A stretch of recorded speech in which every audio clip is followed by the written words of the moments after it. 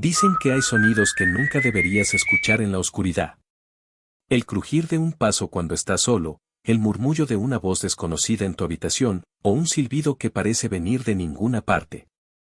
Ese silbido pertenece a una de las leyendas más aterradoras de los llanos, el silbón.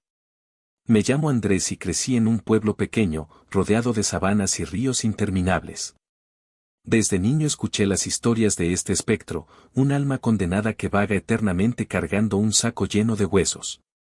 Algunos decían que eran los huesos de su padre, otros que de todas sus víctimas. Siempre reí de esas historias.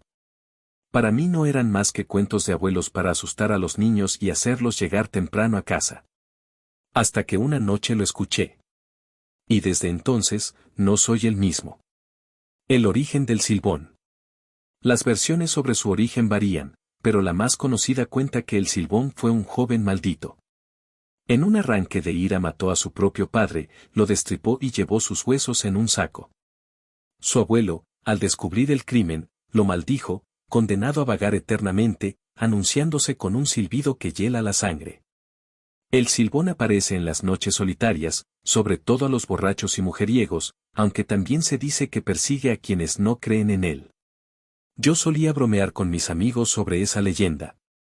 Decíamos que algún día lo invocaríamos, que pasaríamos una noche en los llanos escuchando si era verdad. Y lo hicimos. Éramos 4, mi primo Jorge, mis amigos Camilo y Luis, y yo. Llevamos un par de botellas de licor, una linterna y la valentía que solo tienen los jóvenes tontos. Nos sentamos bajo un árbol de samán en medio de la sabana. El viento soplaba fuerte, los grillos cantaban y la noche parecía una broma de mal gusto. ¿Y si lo escuchamos?, preguntó Jorge, nervioso. Pues corremos, respondí riendo. Pero en el fondo, yo también estaba inquieto. A la medianoche, mientras bebíamos y contábamos historias, lo escuchamos por primera vez.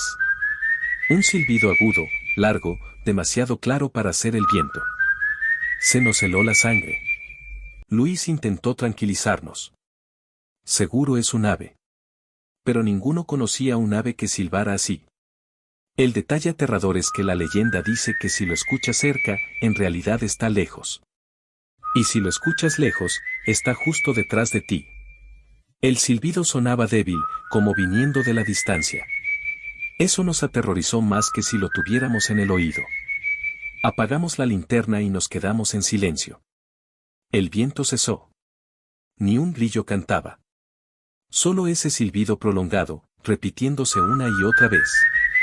El saco de huesos. De pronto, escuchamos algo más, un sonido pesado, como algo arrastrándose sobre el suelo. Era un ruido seco, irregular, como un saco lleno de objetos duros golpeando la tierra. Jorge me agarró del brazo con tanta fuerza que casi me deja marcas. ¿Oyeron eso?, susurró. Sí, es él, murmuré, aunque no quería creerlo. La oscuridad era absoluta, pero juraría que vi una sombra altísima moviéndose entre los árboles.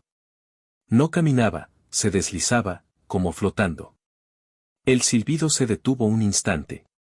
Luego lo escuchamos más fuerte, como si estuviera detrás de nosotros. El miedo nos paralizó. Nadie se atrevía a moverse. Luis, temblando, encendió la linterna. Y ahí estaba. A unos metros, iluminado por la luz débil, vimos a una figura huesuda, altísima, con extremidades demasiado largas para ser humanas. Llevaba un saco sobre el hombro, que goteaba algo oscuro.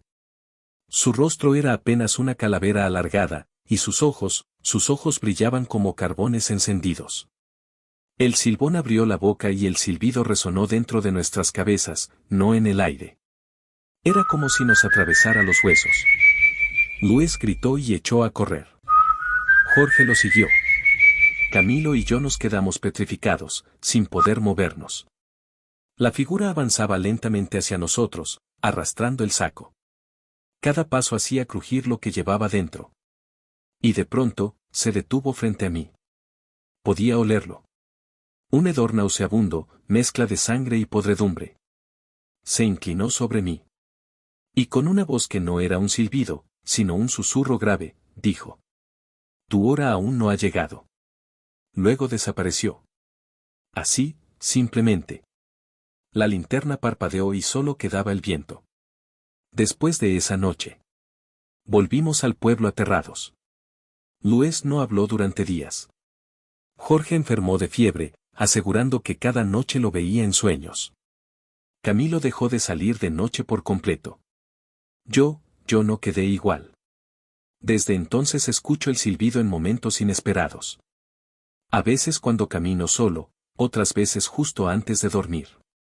Y lo peor es que ya no lo escucho lejos. Cada vez suena más cerca.